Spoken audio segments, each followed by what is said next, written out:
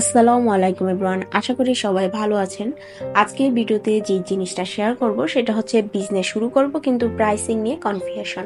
এরকম অনেক কমেন্ট আমাকে আপনারা করেছেন যে আপু কিভাবে কি দাম নির্ধারণ করা যায়।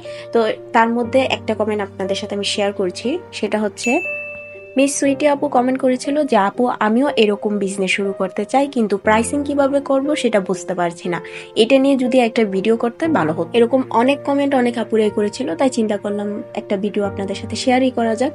তো তার আগে বলে নিব, আপনারা যারা এখনো আমার চ্যানেলে নতুন তারা চ্যানেলটাকে সাবস্ক্রাইব করে বেল আইকনে ক্লিক করে রাখুন। এখন আসি মেইন কথায়, যে বিজনেস শুরু করব কিন্তু দাম কত রাখবো কিছুই বুঝতে পারছি না। এই সমস্যা কিন্তু সবাই পড়ে, আমিও পড়ি, আপনারাও পড়েন। আপনারা কিন্তু একা নন। আজকে আমরা এই ভিডিওতে খুব সহজ করে বোঝাবো যে প্রোডাক্টের সঠিক দাম নির্ধারণ করার বুদ্ধিমানের একটি উপায়। ধরেন আপনি একটা ক্যান্ডেল বানান, হ্যান্ডমেড, মানে খুব সুন্দর করে ইউনিক ডিজাইন আপনি বানাইছেন। এখন যে কাজটা করবেন, আপনি চান এটা দিয়ে একটা ছোট্ট বিজনেস শুরু করতে পারেন। ক্যান্ডেল হোক, চুড়ি হোক, বিভিন্ন যেই প্রোডাক্ট হোক না কেন, আপনি সেই জিনিসটা নিয়ে প্রোডাক্ট মানে বিজনেস শুরু করবেন আর কি। তো প্রথম যেই প্রশ্নটা এসে দাঁড়ায় বিজনেসের ক্ষেত্রে, যে এটার দাম কত রাখবেন। যেমন হচ্ছে যে ক্যান্ডেল বললাম, আপনি ক্যান্ডেল নিয়ে বিজনেস শুরু করবেন, একটা সুন্দর ডিজাইনের ইউনিক ডিজাইনের ক্যান্ডেল, এটার দাম কত রাখবেন এই জিনিসটা আপনার মানে আইডিয়া নাই। তো আপনি তখন কি করবেন, চিন্তা করবেন 200 টাকা রাখবো নাকি 500 টাকা রাখবো নাকি 1000 টাকা রাখবো, এই জিনিসটা মাথায় আসে। তারপর কি হলো, অনেকে আবার মানে ফেসবুকে দেখে বলে ওই রকম তো অনেকে 150 টাকায় বিক্রি করে। এই জায়গাতেই কিন্তু প্রাইসের কনফিউশনটা চলে আসে, যে আমি কত রাখবো আমার নিজের মাঝে আইডিয়াটা নাই। তো এখানে অনেকে ভাবে প্রতিযোগিতার চাইতে কম রাখলেই কাস্টমার বেশি আসবে, আবার কেউ ভাবে দাম বেশি রাখলে প্রোডাক্ট বেশি প্রিমিয়াম লাগবে। কিন্তু সত্যিটা হলো, দাম এমনভাবে নির্ধারণ করতে হবে যাতে আপনি লাভও করেন, কাস্টমারও স্যাটিসফাই হয় এবং মার্কেটে টিকে থাকা যায়। তাহলে চলুন জেনে নিই কিছু মূল প্রাইসিং স্ট্র্যাটেজি। যেমন হচ্ছে আপনার প্রোডাক্ট বানাতে যত খরচ হলো, ম্যাটেরিয়ালস, সময়, প্যাকেজিং, ডেলিভারি, যেটা যোগ করে তার সাথে কিছু লাভ যোগ করে প্রাইস আপনাকে নির্ধারণ করতে হবে। একটা উদাহরণ দেই, যেমন হচ্ছে আপনি একটা ক্যান্ডেল বানাবেন, তার খরচ পড়লো হচ্ছে 100 টাকা। তো আপনি চান 50 টাকা লাভ হোক, তাহলে আপনার দাম হবে কত, 150 টাকা। একই ধরনের প্রোডাক্ট আপনারা অন্যরা কত দামে বিক্রি করছে সেটা দেখে একটা আইডিয়াও নিতে পারেন। ঠিক আছে, যেমন আপনার একই প্রোডাক্ট অন্যরা কত দামে বিক্রি করে তার আইডিয়াও নিতে পারেন, কত রাখবেন বা কততে আপনি বিক্রি করবেন, এই জিনিসটা মাথায় রাখতে পারেন। কিন্তু একদম অন্ধবিশ্বাস হবেন না কারো প্রতি, নিজের কষ্ট বুঝে কিন্তু আপনি সিদ্ধান্তটা নেবেন।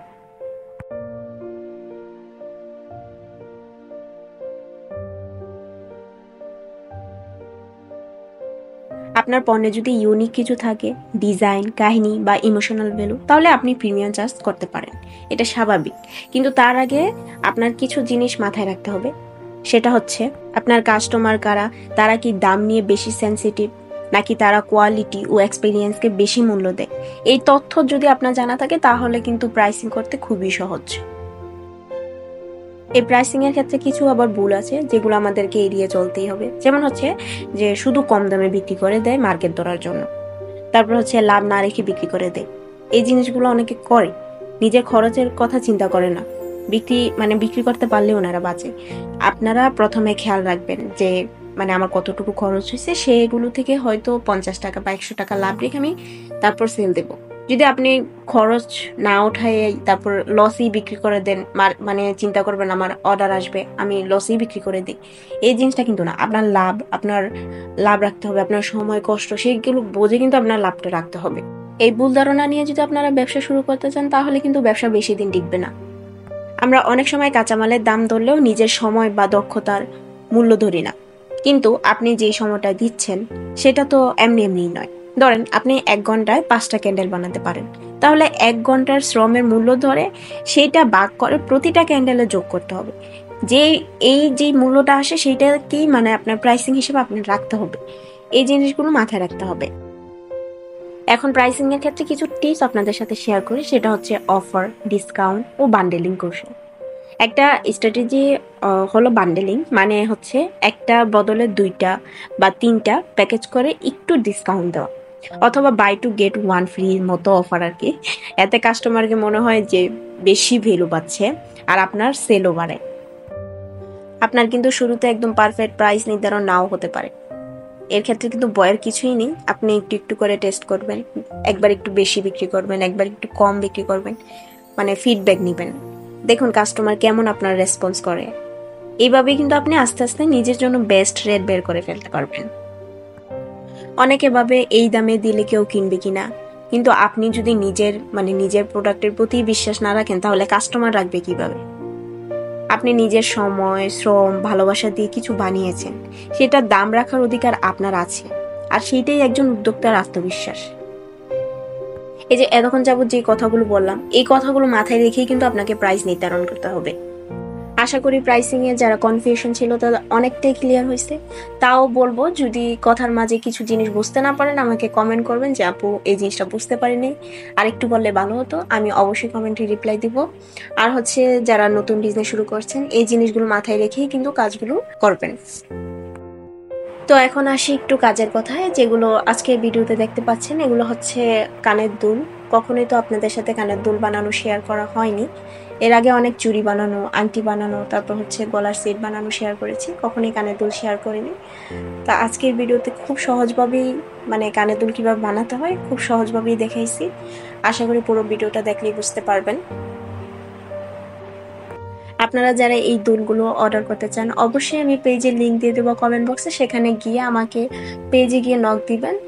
আর হচ্ছে সেখানেই দামগুলো জিজ্ঞেস করবেন। অনেকেই কমেন্টে দাম জিজ্ঞেস করেন, তো কমেন্টে দাম জিজ্ঞেস না করে আপনারা প্লিজ আমার পেজে নক দিবেন। আমি পেজের লিংকটা কমেন্ট বক্সে দিয়ে দেবো, আপনারা সেখানে গিয়ে পেজে একটু কষ্ট করে নক দিবেন যে কোনটার কত দাম। সেটা চুরির ক্ষেত্রে হোক, কানের দুল হোক বা আংটি, যেই জিনিসটারই দাম জানতে চান আমাকে প্লিজ একটু পেজে নক দিবেন।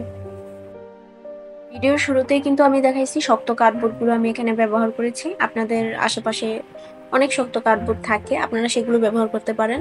আমি রিং, তারপর হচ্ছে গলার সেটের ক্ষেত্রে এই শক্ত কার্ডবোর্ডগুলোই ব্যবহার করে থাকি। আর সুতা হচ্ছে লাচি সুতা। বারবার আমি প্রত্যেক ভিডিওতেই বলি, তারপরেও অনেক আপুরা কমেন্ট করেন যে আপু কি সুতা ব্যবহার করে।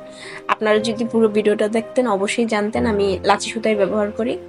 এখনো বলে দিলাম, আমি সবসময় এখন লাচি সুতাই ব্যবহার করি। আর হচ্ছে এই কাপড়গুলো হচ্ছে বয়েল সুতি কাপড়। আমরা নর্মালি যে কাপড় দিয়ে জামা কাপড় জামা বানাই সেইগুলোই হচ্ছে এগুলো। একটা আপু আমাকে কমেন্ট করেছিল যে আপু চুরির জন্য কি আলাদা কাপড় লাগে কিনা। না আপু, চুরির জন্য আলাদা কাপড় লাগে না। আমরা নর্মালি যে জামা কাপড় বানাই সেগুলোই হচ্ছে এই কাপড়, সুতি বয়েল কাপড়টা। আরেকটা আছে হচ্ছে পবলিন। পবলিনটা ব্যবহার করবেন না, পেঁচাতে অনেক কষ্ট হয়। আপনারা এই পাতলা বয়েল কাপড়টাই ব্যবহার করবেন। এগুলার গজ হচ্ছে 80 টাকা, 75 থেকে 80 টাকা পর্যন্ত। তো আপনারা এগুলোই কিনে নেবেন।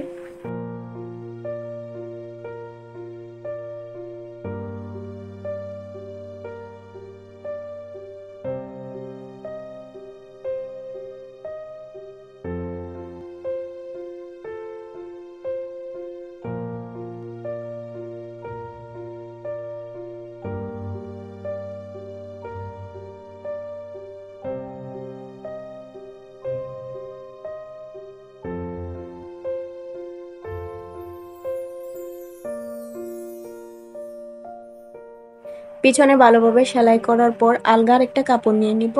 একদম আমি রিং যেভাবে সেলাই করেছি ঠিক সেইভাবেই আমি কানের দুলটাও সেলাই করেছি। এখন বোতাম সিলি দিয়ে পিছনে পুরো ফিনিশিংটা শেষ করব।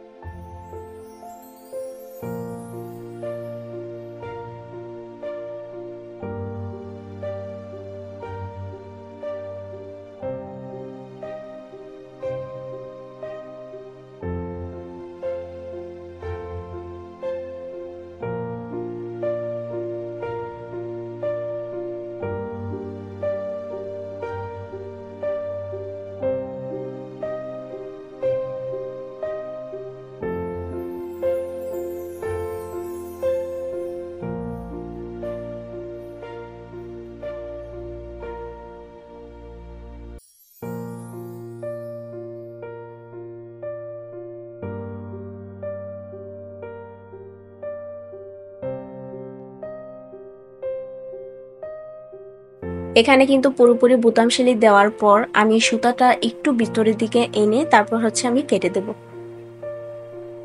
দেখতেই পাচ্ছেন আমি কিন্তু সুতাটা ভিতর দিকে এনে এখন আমি কেটে দিব।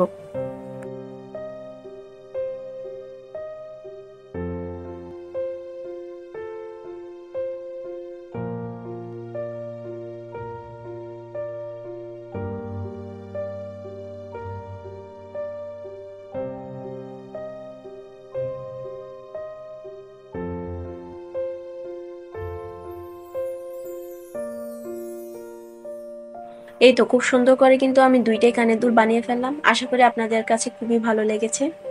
আপনারা যদি এই কানের দুলগুলো অর্ডার করতে চান অবশ্যই আমাকে পেজে নক দিবেন। আমি পেজের লিঙ্কটা কমেন্ট বক্সে দিয়ে দিব। আপনারা সেখান থেকে আমাকে কষ্ট করে একটু পেজে নক দিবেন, আমি সেখানে দামটা বলে দিব। তো আজকের ভিডিওটা খুবই ভালো লেগেছে আশা করি আপনাদের কাছে। যদি ভিডিওটা ভালো লেগে থাকে তাহলে অবশ্যই ভিডিওতে একটা লাইক, কমেন্ট অ্যান্ড শেয়ার করে দিবেন এবং আমার চ্যানেলের পাশেই থাকবেন। ধন্যবাদ।